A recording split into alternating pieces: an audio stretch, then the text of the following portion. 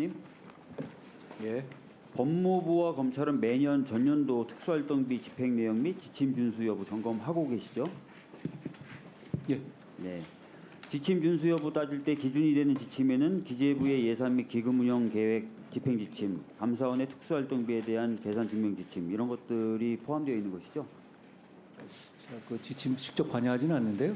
저희 내부 대검 검찰의 지침이 있는 것으로 알고 있습니다. 아, 그게 아니라 이게 지난번에 장관님이 2017년 9월 이후에 제도 개선이 있다라고 말씀하셨을 때 네. 그때 시행됐던 공문에 이 두 가지 지침 포함해서 판단하도록 되어 있습니다.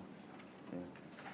2017년 공문이니까 제가 정확하게 잘 모르겠는데 그 이후에 계속 보고 그런 말씀드리겠습니다. 지침을, 기준으로 사용하고 있고요. 그런데 최근 보도를 보면 검찰이 소송 결과에 따라 시민단체 등에 제출한 특수활동비 지출 증빙 서류가 있는데 이게 다 먹칠이 돼 있어요. 먹칠이 돼 있는데 이게 불빛에 좀 비춰보면 어떻게 돼 있냐면 좀 보여주시죠. 잘 안 보이실 것 같은데 특수활동비를 집행한 건데 지출한 건데 국감 우수검사 동료라고 돼 있습니다. 다음 장 넘겨주시죠. 또 이거는 국감 우수직원 격려라고 돼 있어요. 그 집행 사유가. 자, 특수활동비 기밀 유지가 요구되는 정보 및 사건 수사 뭐 이에 준하는 어떤 활동에 대해서 직접 소요되는 경비로 사용돼야 되죠. 네. 근데 국정감사 우수검사 또는 우수직원 격려 해당됩니까? 명목이 아마 수사 보통 저렇게 소액으로 나간 걸 보면요, 액수가 후지급되거나 이런 경우도 많이 있거든요. 실제 그러니까 있어 보면. 해당됩니까? 안 됩니까? 자, 저것만 가지고 제가 말씀드릴 수 있는 장관님. 문제는 아니고요. 저 언제적에 장관님. 말씀해 주시면 제가 확인해 보겠습니다. 21년도 10월 18일 집행된 내역이고요. 제가 검찰에 있는 자료니까요. 제가 검찰에 확인하고 네, 제가 한번 확인해 다시 보십시오. 말씀드릴게요. 답변을 좀 제가 하는 거에 좀 맞춰서 해주세요. 자, 제가 딴 거 여쭤본 게 아니라 네. 국감 우수검사 동료, 우수직원 동료에 특활비가 쓰일 수 있습니까? 명목을 저렇게 적은 것이니까 그러니까 실제로 어떻게 쓰였는지 좀 확인해 볼 필요가 일단은 있을 것 같아요. 명목상으로는 안 되는 거잖아요. 사유는 안 되는 거잖아요. 그죠? 검찰청 직원이 사용한 비용을 보존하는 방식으로 할 수 있기 때문에 그 점은 저희가 확인해 보겠습니다. 저렇게 네, 나중에 한번 자료만 확인을 보고 해보시는데 말씀하셔가지고 제가 말씀드릴 수는 없을 것 같아요. 명목상 또 지침상 저런 항목으로 쓸 수가 없죠. 자, 그리고 특수활동비의 경우에 기재부 예산 및 기금 운영 계획 집행 지침에 따르면 기타 운영비로 집행이 가능한 항목에 대해서는 특활비를 쓸 수 없도록 명시적으로 돼 있어요. 근데 직원 격려금은 기타 운영비로 쓸 수 있도록 돼 있는 겁니다. 따라서 그렇죠. 네. 쓸 수가 없는 항목이에요. 자, 그런데 이런 점검을 했을 때 저런 것들이 드러났을 때 그럼 당연히 문제가 있네라고 체크를 해야 되는 것 아니겠습니까? 매년 점검했을 때 그죠? 2021년이면 2021년에 법무부가 점검했을 것 같습니다. 21년도 집행 내역을 22년도에 점검한 겁니다. 예. 그러니까 22년도면 언제 점검했냐면 22년도에 9월 19일에 점검을 한 거예요. 장관님이 장관 되신 뒤에 점검한 겁니다. 그런데 결과가 어떻게 되어 있냐면 아주 양호하다. 인천지검 양호하다 이렇게 나온 거예요. 자, 그렇게 말씀하실 수 있어요. 아까 보여드린 거 보니까 소액이다.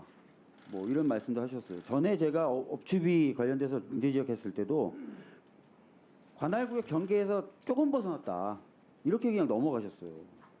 자, 소액이면 괜찮고 관할구역 조금 벗어나면 괜찮고 그렇습니까? 그렇지는 않죠.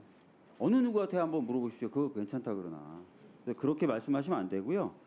그리고 대부분 먹칠해서 확인할 수 없는 자료 중에 간신히 불빛에 비춰봐서 확인될 수 있었던 자료 중에 저렇게 나온 겁니다. 그래서 저는 아마 자료를 더 많이 살펴볼 수 있다면 저런 사례들이 더 많이 나올 수도 있다고 생각합니다. 전에도 저희가 여러 차례 말씀을 드렸어요. 특활비라든지 업추비 사용에 투명성 제고해야 된다. 동의하시잖아요, 그 부분. 그죠? 더 투명하게 해야 한다는 점은 그러니까요. 동의합니다. 그래서 네. 지침 관련된 내용을 제공해달라고 박용진 의원님 그렇게 얘기하셨고 검토해 보시겠다고 했어요. 그 부분은 저희가 네. 내는 방법으로 강하게 얘기해놓은 상태고요. 네. 제가 그리고 제출할 겁니다. 업추비도 제가 그때 말씀드렸잖아요. 다른 기관에서 공개하는 정도 수준의 공개 정도는 생각해 보시라. 그것도 검토해 보신다 그랬어요. 네. 그건 어떻게 돼가고 있습니까? 저희는 다른 기관에 비교했었을 때 그 네. 취지와 판결에 맞게 업체를 공개하고 있다고 아니, 생각합니다. 경찰청 같은 경우에는 제가 그때 말씀드렸지만 지금 법무부나 검찰이 공개하는 것보다 훨씬 더 많이 공개하고 있다니까요. 온라인 상으로. 그래서 그런 것들 좀 검토해 보시고 특히 예. 기재부에서 내린 지침을 보면 기관의 장은 업추비 같은 것들 공개의 투명도를 높이도록 노력해야 된다라는 내용도 포함되어 있어요. 지속적으로 노력해야 된다. 그러니까 제가 말씀드리는 거에 취지에 반대하시는 게 아니잖아요. 저 공감합니다. 그러니까요. 예, 예. 그러니까 이렇게 좀 합의될 수 있고 동의할 수 있는 부분은 예. 조금씩 챙겨 나가면서 조금씩 개선해 나가자고요. 업추비 부분은 지금 네. 소송 진행 중인 부분이 있어서 그 결과에 따라서 진행하고 다만 의원님하고 이 부분에 대해서는 저도 비슷한 생각인 게요. 저도 이런 거 가급적 많이 공개해야 한다고 생각합니다. 저는 아예 그래요. 안 씁니다. 네, 그렇게 공개하시고 잘못된 부분이 있으면 바로 잡으시고 그렇게 하시라는 말씀 드리는 겁니다. 자, 짧게 시간 남아서 이게 어느 정도 가능할지 모르겠는데요. 김태우 전 강서구청장 관련된 대법 판결에 대해서 예? 장관님이 유호정 정의당 의원하고 예결위에서 질의응답하면서 그 판결 취지에 대해서 동의는 하지만 공익신고자가 아니라고 한 부분은 단순히 법상 신고 대상 범죄가 아니라는 부분 또는 절차상 그렇지 않다는 부분을 지목한 것이다라고 답하신 적이 있어요. 맞죠? 그 취지가 내부 제보로서의 성격을 배제한 것이 아니라는 말씀을 드린 겁니다. 그래서 제가 어제 법원행정처에 질의를 했는데 그 판결문을 쭉 보시면 법상 절차 여부나 또는 법상 대상 여부뿐만 아니라 사회상규에 비춰봤을 때 정당한 행위인가도 아주 길게 검토를 합니다. 그래서 그 목적의 정당성이라든지 수단의 상당성이라든지 긴급성이라든지 또는 사회적인 어떤 다 아니라고 판단해요.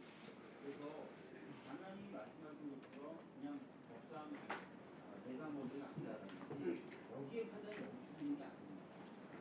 이 부분 한번 확인해 주실까요? 예, 제 말씀은 그 판결에 대해서 가부를 말씀드리는 것은 아니고요. 다만 말씀하실 때 그 공익 제보 여부를 결정하는 것은 그 형법이잖아요. 직권남용, 조국 직권남용이나 이런 부분에 대한 제보는 이 형식적인 공익 제보 요건에 해당하지는 않는다. 그건 그냥 맞는 말이죠. 그리고 그게 실제로 보면은 김태우 씨가 제보한 사항 중에 상당 부분이 유죄로 확정된 부분이 많이 있지 않습니까? 유죄수 뇌물이라든가 조국 직권남용이라든가 이런 부분. 그런 부분 때문에 그게 어떤 내부 제보로서 공익 제보의 성격이 없는 것은 아니다. 이런 식의 판단을 말씀드리는 겁니다. 권재성